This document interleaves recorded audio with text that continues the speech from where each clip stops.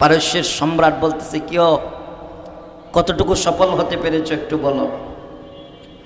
মহিলা তখন চোখের পানি ছেড়ে দিয়ে দিয়ে কাঁদতেছে।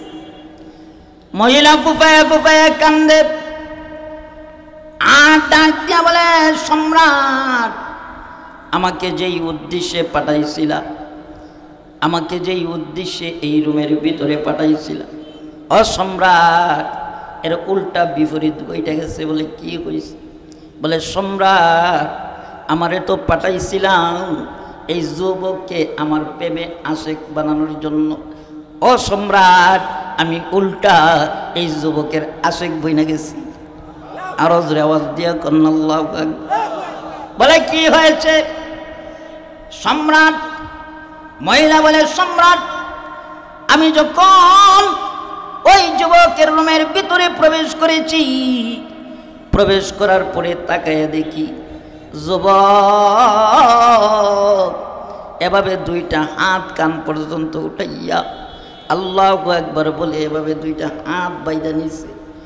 হাত দুইটা এভাবে বেঁধে ঠোঁট নাড়ায় নাড়ায় কি যেন পড়ে, কার বয়ে যেন গো চোখ থেকে টপ টপ টপ টপ করে পানি পড়ে, কার বয়ে যেন তার সারা শরীরটা এভাবে তরতরায় তরতরায় কাঁপে।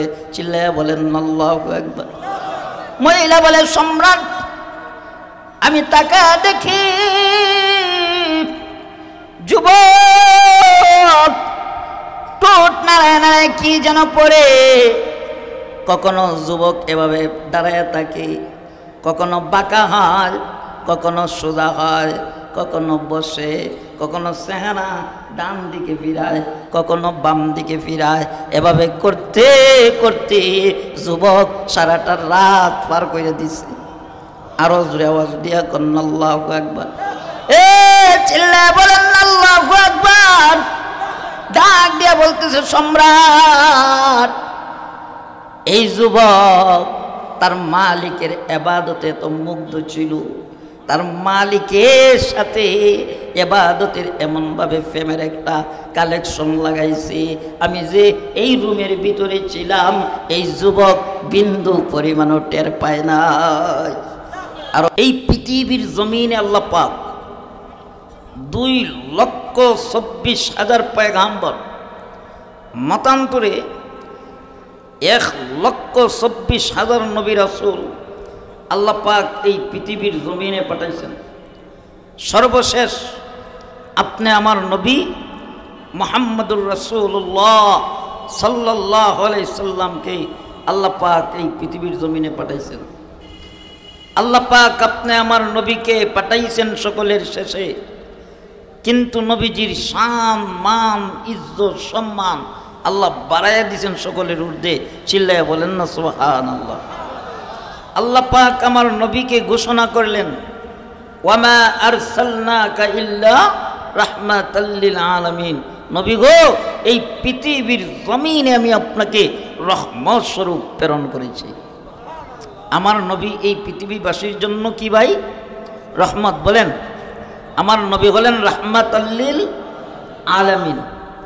এই রাহমাতাল লিল আলামিন নবী মুহাম্মদুর রাসূলুল্লাহ, সবাই বলেন সাল্লাল্লাহু আলাইহি ওয়াসাল্লাম।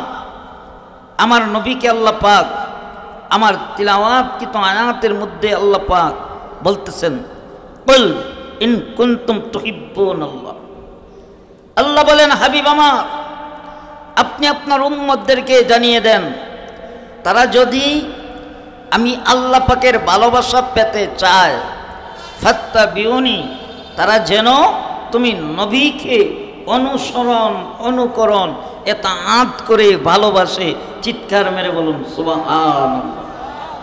আল্লাহ বলেন, হাবিব আমার যারা আপনাকে অনুসরণ অনুকরণ এতাআত করবে, ভালোবাসবে, আমি আল্লাহ পাক তাদেরকে 2টা পুরস্কার দিব। কয়টা ভাই? বলেন বলেন আওয়াজ দিয়ে, কয়টা? আল্লাহ বলেন, হাবিব আমি তাদেরকে 2টা পুরস্কার দিব। যারা আপনাকে অনুসরণ করবে, যারা আপনাকে ভালোবাসবে। পুরস্কারটা কি? আল্লাহ বলেন 1 নম্বর পুরস্কার, ইউহিব্বুকুমুল্লাহ, আমি আল্লাহ তাদেরকে ভালোবাসবো।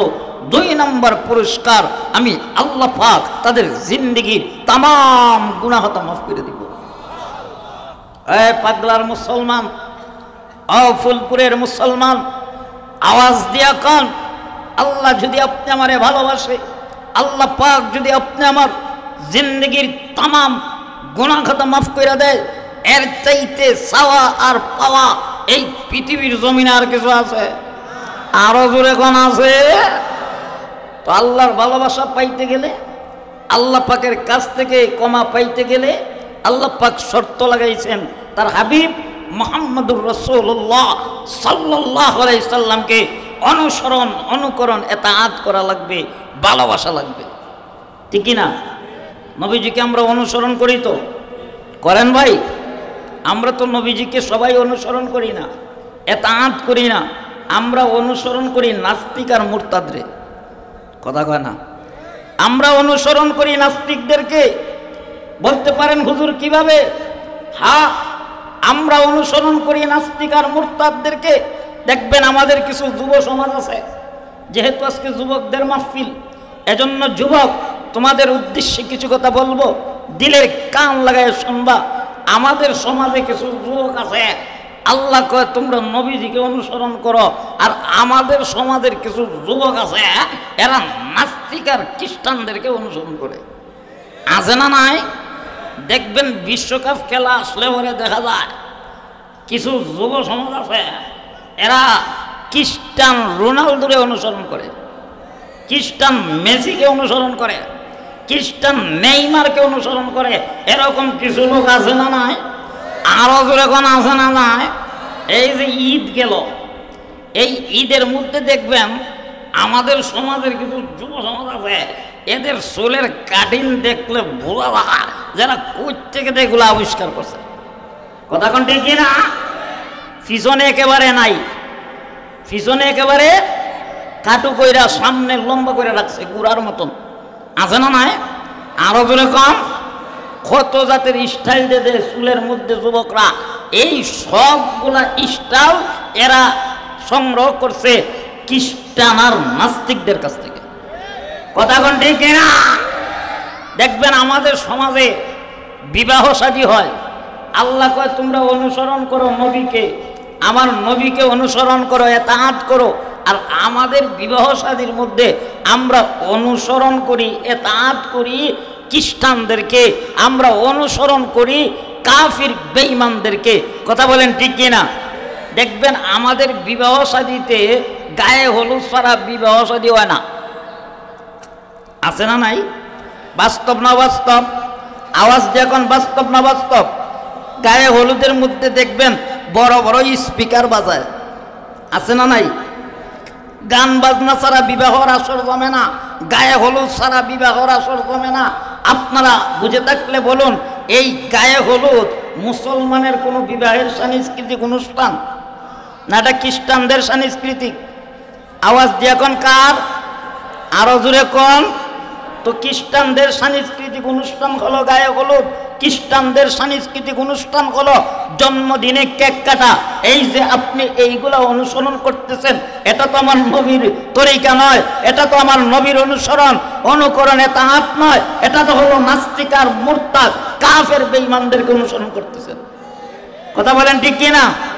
আমার ভাইয়েরা, আমার বন্ধুরা, এবার আসুন আল্লাহ বলেন কুল ইন কুনতুম তুহিব্বুনাল্লাহ ফাত্তাবিউনি ইউহিব্বুকুমুল্লাহ।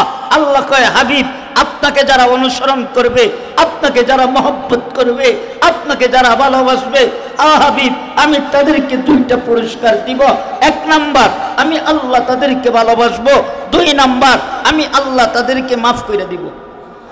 তো মুহতারাম হাজিরিন, নবীজির ইশক আর ভালোবাসা, মহব্বত আপনি আমার অন্তরে থাকা দরকার আছে না নাই? আরো জোরে কোন আছে না নাই? নবীজিকে ভালোবাসতে হবে। কথা বলেন ঠিক কিনা? ভালোবাসার মতন ভালোবাসতে হবে। কথা বলেন ঠিক কিনা? ভালোবাসার তো একটা মাপকাঠি আছে, আছে না নাই? আরো জোরে কোন? সমাজে দেখবেন কিছু আশেকে রাসূল আছে, এদের কথাবার্তা শুনলে, এদের চলাফেরা দেখলে বোঝা যায় যে এদের চাইতে আশেকে রাসূল আর পৃথিবীর জমিনে কেউ নাই। কিন্তু এদের সাথে মিশলে, এদের কাছে গেলে পরে দেখা যায় এরা এক নম্বরের বাটফারার বন্ধ। আছে না নাই? দেখবেন সমাজে কিছু লোক আছে চেহারার মধ্যে দাড়ি নাই কিন্তু লম্বা মুছ রাখে। আছে না নাই? মাথার মধ্যে এমন গণ পরিমাণের জট রাখছে, ফায়ার সার্ভিস যা পানি মারলো তার সাম্রাজ্য বসতো না। আছে না নাই? তারপরে নাম দেয় লাল শাহ, কালা শাহ, দলা শাহ, লেন্টা শাহ, কুত্তা শাহ, বিতলা শাহ। আছে না নাই? আরো জোরে কোন আছে না নাই? তো এই সমস্ত লোকদের দাবি তারা আশিকে রাসূল। আমি আপনাদের কাছ থেকে জানতে চাই, যেই আশিকে রাসূলের চেহারায় দাঁড়িয়ে নাই, যেই আশিকে রাসূল মাথার মধ্যে লম্বা চুল রাখে, যেই আশিকে রাসূল ও নামাজ পড়ে না, রোজা রাখে না, যেই আশিকে রাসূল পবিত্র ওরস মোবারকের নামে পুরুষ আর মহিলা নিয়ে গান বাজনা করে, এরা আশিকে রাসূল না বন্ড? আরো আওয়াজ দেখুন, এরা বন্ড। এরা বন্ড কি বন্ড না? এরা যে বন্ড আমার সাথে একমত কারা কারা হাত তুলে দেখান। আল্লাহ আমাদেরকে হক্কানি ফির সিনার তৌফিক দান করুক। আল্লাহ আমাদেরকে হক্কানি আশিকে রাসূল বানায় দেখ। সকলে বলেন আমিন। তাহলে আশিকে রাসূল কারা? কারা প্রকৃত আশিকে রাসূল বুঝার দরকার আছে না নাই? আরো দূরে কোন দরকার আছে না নাই? আসুন, আমার নবী বলেন, বুখারী শরীফের হাদিস, নবী বলতেছেন লা ইউমিনু আহাদুকুম হাত্তা আকুনা হাব্বা ইলাইহি মিন ওয়ালিদিহি ওয়া ওয়ালাদিহি ওয়ান নাসি আজমাইন। নবীজি বলেন, উম্মতেরা শুনো, যতক্ষণ পর্যন্ত তোমরা আমি নবীকে তোমাদের জান, মাল, বিবি, বাচ্চা, ধন সম্পদ, এমনকি নিজের জীবনের চাইতে বেশি মহব্বত করবা না, ভালোবাসবা না, ততক্ষণ পর্যন্ত তোমরা কেউ আমার খাঁটি উম্মত হতে পারবা না। চিল্লায় কোন আল্লাহু আকবার। এই যুব সমাজ, এই ফুলপুরের যুব সমাজ, এই পাগলার যুব সমাজরা, আমরা আমাদের নবীকে আমাদের জানের চাইতে, আমাদের ধন সম্পদের চাইতে, আমাদের ছেলে মেয়ে, স্ত্রী, বাচ্চার চাইতে বেশি মহব্বত আর ভালোবাসা বাঁচতে পারবো তো ইনশাআল্লাহ? কারা কারা পারবেন দুইটা হাত তুলে দেখান। আমি আপনাদের কাছ থেকে জানতে চাই, এই বাংলার জমিনে আর কখনো যদি কোন নাস্তিকার, মুরতাদ, ইহুদি, খ্রিস্টানের বাচ্চা আমার নবীকে নিয়ে কটাক্ষ করে, আমার ইসলামকে নিয়ে কটাক্ষ করে, আমার কোরআনকে নিয়ে কটাক্ষ করে, আমার ওয়ারাসাতুল আম্বিয়া নবীর ওয়ারিসদেরকে নিয়ে যদি কোন কটাক্ষ করে, কারা কারা রক্ত দিতে রাজি আছো? দুইটা হাত তুলে আমার আল্লাহকে দেখাও। আল্লাহ কবুল করুক। সকলে বলেন আমিন। আরো জোরে আওয়াজ দেখো না আমিন। মনে কইরেন না এই দেশ থেকে নাস্তিক মুরতাদ চলে গেছে, মনে কইরেন না এই দেশ থেকে ইসলাম নিরাপদ হয়ে গেছে। এখনো ইসলাম নিরাপদ হয় নাই। কথা কন না? এখনো মুসলমানরা নিরাপদ না, এখনো মসজিদ মাদ্রাসা নিরাপদ না। এখনো বর্তমানে কিছু জাহিল নাস্তিক মুরতাদের বাচ্চারা আছে, এখনো ইসলামের বিরুদ্ধে কথা কয়, কোরআনের বিরুদ্ধে কথা কয়, ওলামায়ে কেরামের বিরুদ্ধে কথা কয়। আছে না নাই? আরো জোরে আওয়াজ যখন আছে না নাই? আমাদের কাজ হলো, যারা ইসলামের বিরুদ্ধে কথা বলবে, যারা কোরআনের কথা বিরুদ্ধে কথা বলবে, যারা আলেম ওলামাদেরকে নিয়ে বাজে মন্তব্য করবে, এ যুব সমাজ তোমাদের কাজ হইল তাদের প্রতিবাদ করা। কথা বলেন ঠিক কিনা? এতে যদি আমাদের রক্ত দিতে হয়, রক্ত দিতে রাজি আছেন তো ইনশাআল্লাহ? আল্লাহ কবুল করুক। সকলে বলেন আমিন। আসুন, তাহলে আমার নবীকে কিভাবে মহব্বত করতে হবে? আমাদের জান, মাল, বিবি, বাচ্চা, ধন সম্পদ, এমনকি নিজের জীবনের চাইতে বেশি মহব্বত করতে হবে। কিভাবে? যেইভাবে সাহাবায়ে কেরামরা আমার নবীকে মহব্বত করছেন, ঠিক ওইভাবে মহব্বত করতে হবে। কথা বলেন ঠিক কিনা? সাহাবায়ে কেরাম আমার নবীকে কেমন মহব্বত করতেন, কেমন ভালোবাসতেন একটু বলবো? কষ্ট হইতেছে আপনাদের? দেখেন নবীজিকে সাহাবায়ে কেরাম কেমন মহব্বত করতেন, কেমন ভালোবাসতেন। একবার পারস্যের সম্রাট আমার নবীজির কাছে একটা সিডি লিখছে, হে মোহাম্মদ, আমি তোমার মক্কা নগরী দখল করতে চাই, তবে গোপনে দখল করব না, তোমারে জানাইয়া শোনাইয়া সরাসরি আইসা তোমার মক্কা নগরীতে আক্রমণ করব। এভাবে একটা সিডি লিখা পারস্যের সম্রাট আমার নবীর কাছে পাঠিয়ে দিছে। আমার নবীজি যখন সিডিখানা পাইছেন, পাওয়ার সাথে সাথে নবীজি সমস্ত সাহাবায়ে কেরামদেরকে ডাকছেন। ডাইকা বললেন, সাহাবীরা রে, দেখো পারস্যের সম্রাট সিডি লিখছে, সে নাকি আমাদের মক্কা নগরীতে আসতে চায়। সে নাকি আমাদের মক্কা নগরী দখল করতে চায়। ও আমার সাহাবায়ে কেরামরা, আমার মন চায় এই পারস্যের সম্রাট আমাদের মক্কা নগরীতে আসার আগে আগে আমরা একটা জামাত পারস্যের মধ্যে পাঠাইয়া দিব, আর ওরা পারস্যের মধ্যে যাইয়া কালেমার দাওয়াত দিবে, আল্লাহর দিন জিন্দা করবে। ও সাহাবায়ে কেরাম, তোমাদের মতামতকে একটু বলো।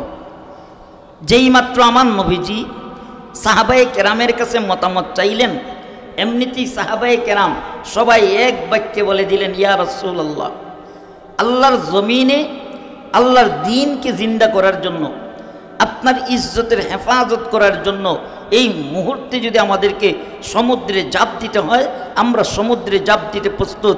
ইয়া রাসূলুল্লাহ, আল্লাহর জমিনে আল্লাহর দ্বীনকে জিন্দা করার জন্য, আপনার ইজ্জতের হেফাজতের জন্য এই মুহূর্তে যদি আমাদেরকে আগুনে জাপ দিতে হয়, আমরা আগুনে জাপ দিতে প্রস্তুত।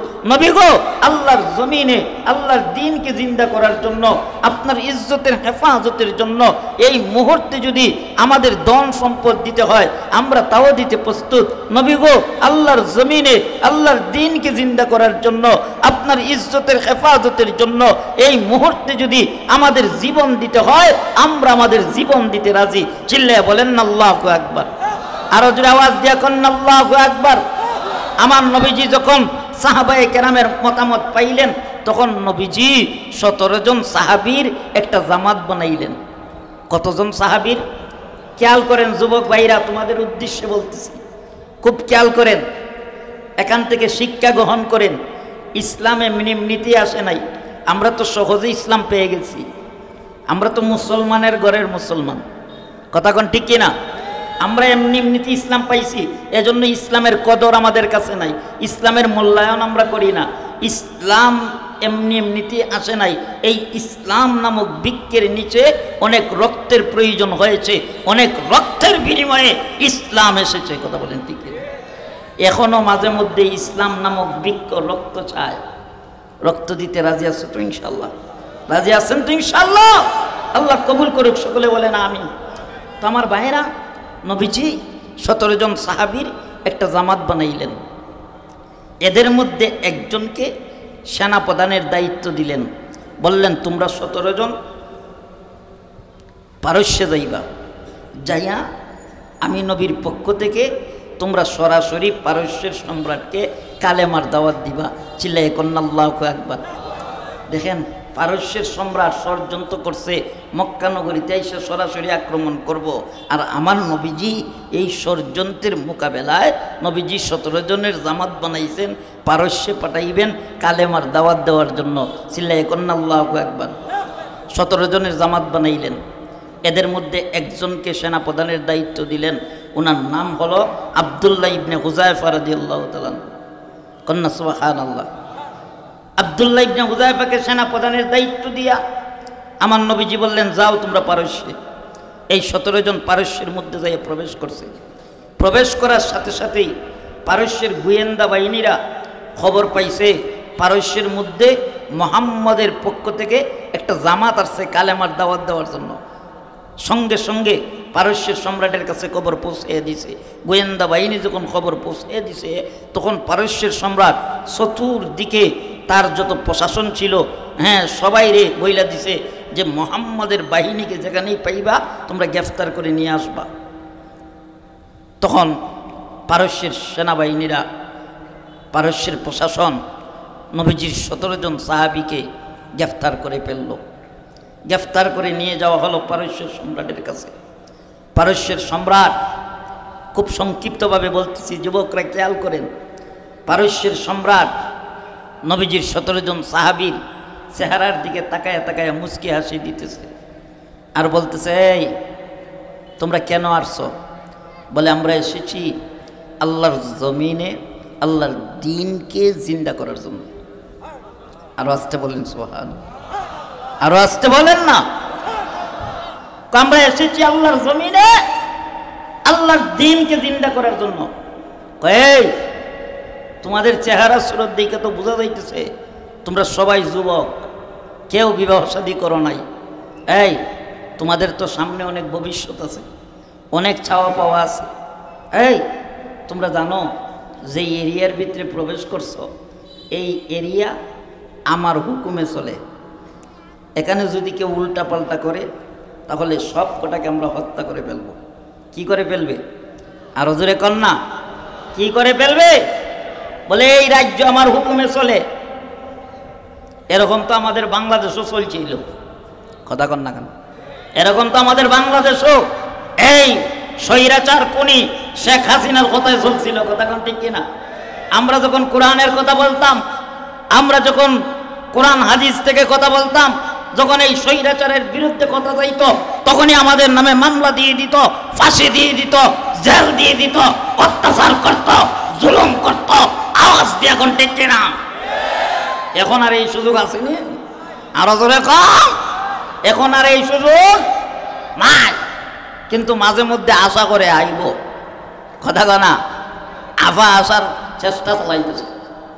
আফায় মাঝে মধ্যে কয় আমি আসতেছি। আফা আসার আর সুযোগ আসেনিও, আরো জোরে কম। আপা চইলা গেছে, আর আসবে না। তোমরা যারা বলো আফা আসবে, আফা আসার আর সুযোগ। এই দেশ এখন ডক্টর ইউনূসের দেশ, কথা কনা?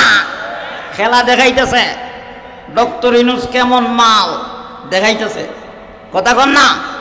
চীন গিয়া একেবারে সারা বিশ্বে লড়া দিছে। গতকালকে গেছে ব্যাংকক, সেখানে যাই আজকে মোদির সাথে বৈঠক করছে, দেখছেন আপনারা? হ্যাঁ আমার ভাইয়েরা, আমার বন্ধুরা, তো এই মাল, এই ডক্টর ইউনূস মাল খুবই কঠিন মাল, কথা কোন ঠিক কিনা? আরো জোরে গো, আমরা সংস্কার চাই, কথা বলেন ঠিক কিনা? নির্বাচনের জন্য এত লাভ হয় না, কথা কোন ঠিক কিনা? আরো কিছুদিন এই ডক্টর ইউনূস চালাক, আপনারা কি কন?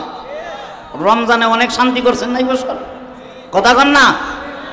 আগে তো এই স্বৈরাচার আধা ঘন্টা কারেন্ট নিলে 2 ঘন্টা রাখতো বন্ধ কইরা, কথা কনা?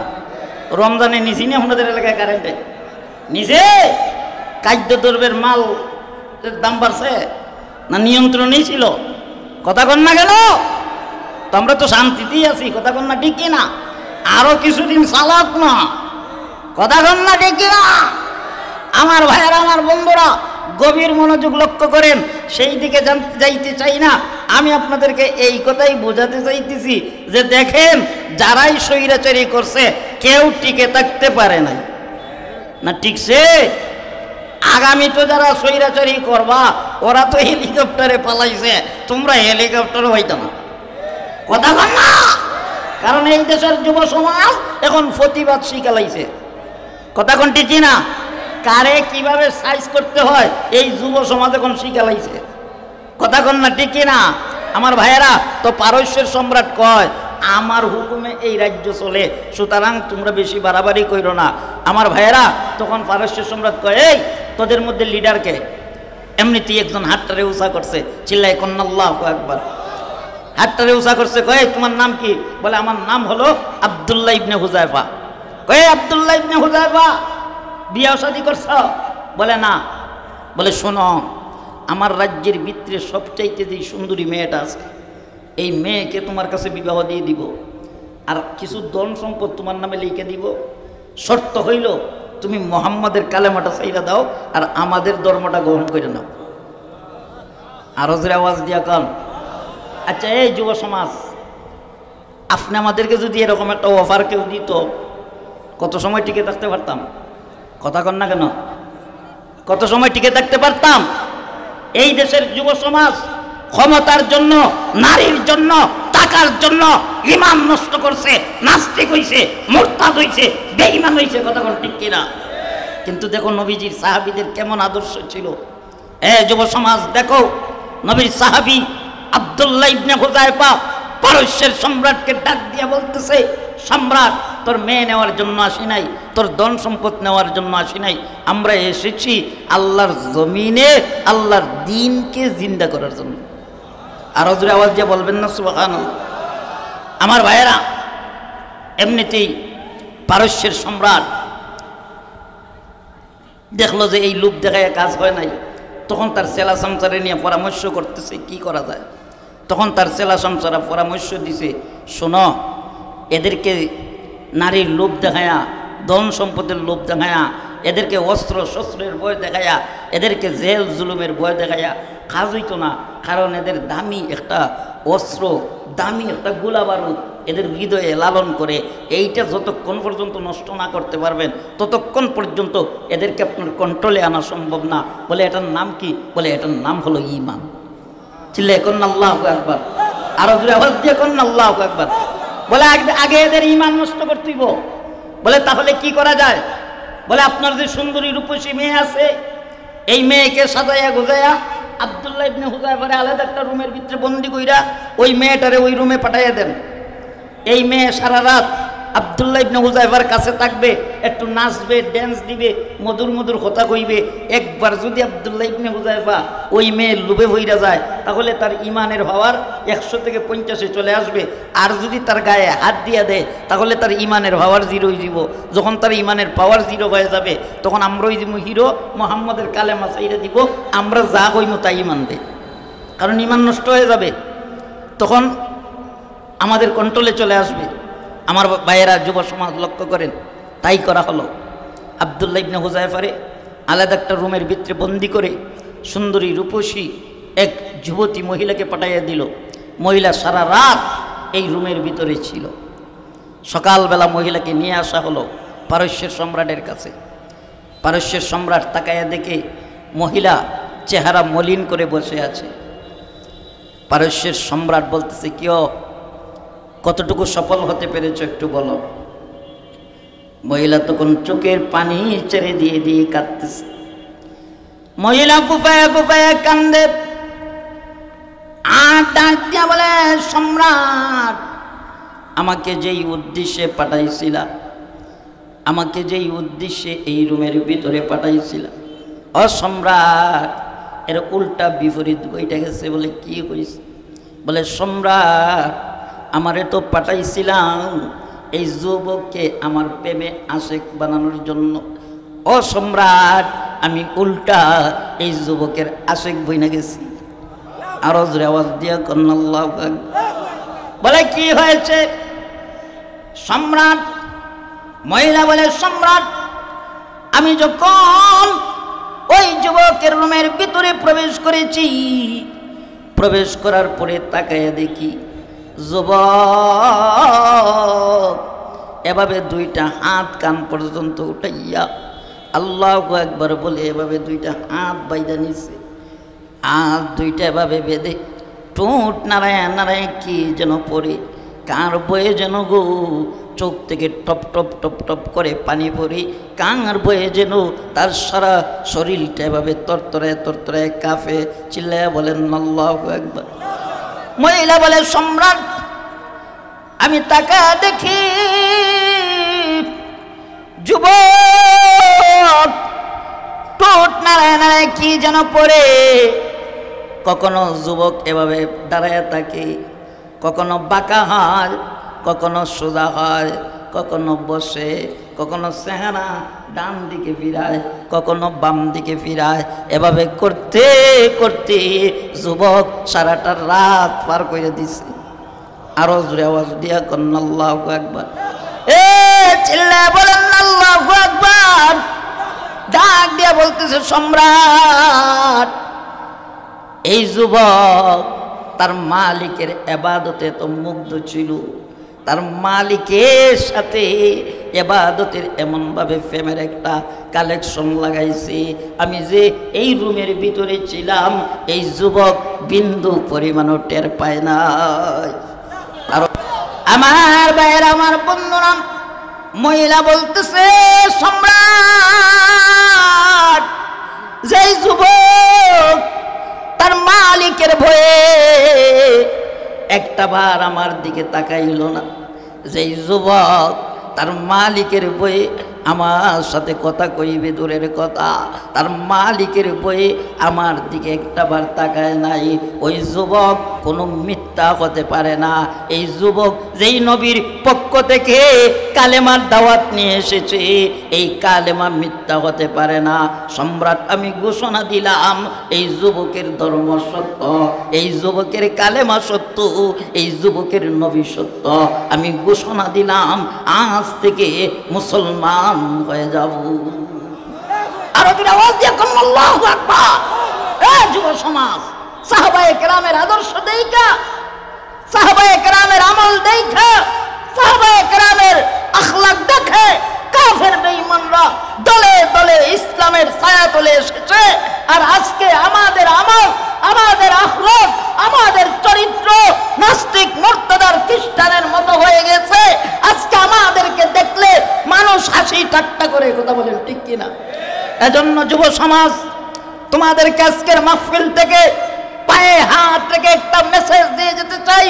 সেটা হলো, যুবকরা, আমরা এই পৃথিবীর জমিনে এসেছি আখিরি নবী মুহাম্মদুর রাসূলুল্লাহ সাল্লাল্লাহু আলাইহি সাল্লামের শ্রেষ্ঠ নবীর শ্রেষ্ঠ উম্মত হিসেবে আল্লাহ পাক আমাদেরকে এই পৃথিবীর জমিনে পাঠাইছেন।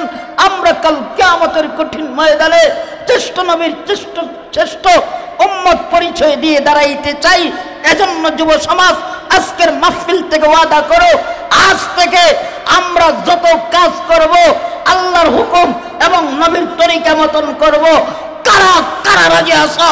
দুইটা হাত তুলে আমার আল্লাহকে দেখাও। আল্লাহ তুমি কবুল করো, সকলে বলেন আমিন। আরো জোরে আওয়াজ দিয়ে কোন আমিন।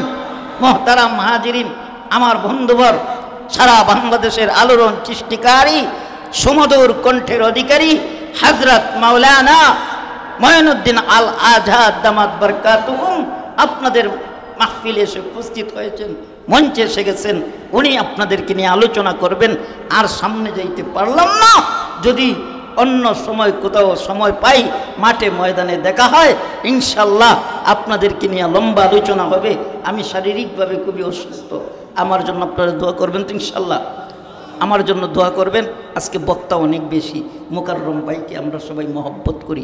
এই বক্তা জগতের যত হাই কোয়ালিটি লেভেলের বক্তা আছে, যত বড় বড় সেলিব্রিটি আছে, সবাই মোকাররম ভাইকে মহব্বত করে, ভালোবাসে। উনিও আমাদের সাথে সম্পর্ক ভালো লাগছে। এজন্য ওনার দাওয়াত দিলে পরে কেউ না করতে পারে না, সবাই আগে আগে চলে আসছে। এজন্য সময় লম্বা করা যাবে না, হুজুররা বসে আছেন। আজকের এই পর্যন্ত শেষ করলাম। আপনারা আমার জন্য দোয়া করবেন, আমিও দোয়া করি। আল্লাহ পাক যেন সবাইকে সুস্থ রাখেন, ভালো রাখেন। ওয়া আখিরু দাওয়ানা আনিল হামদুলিল্লাহ।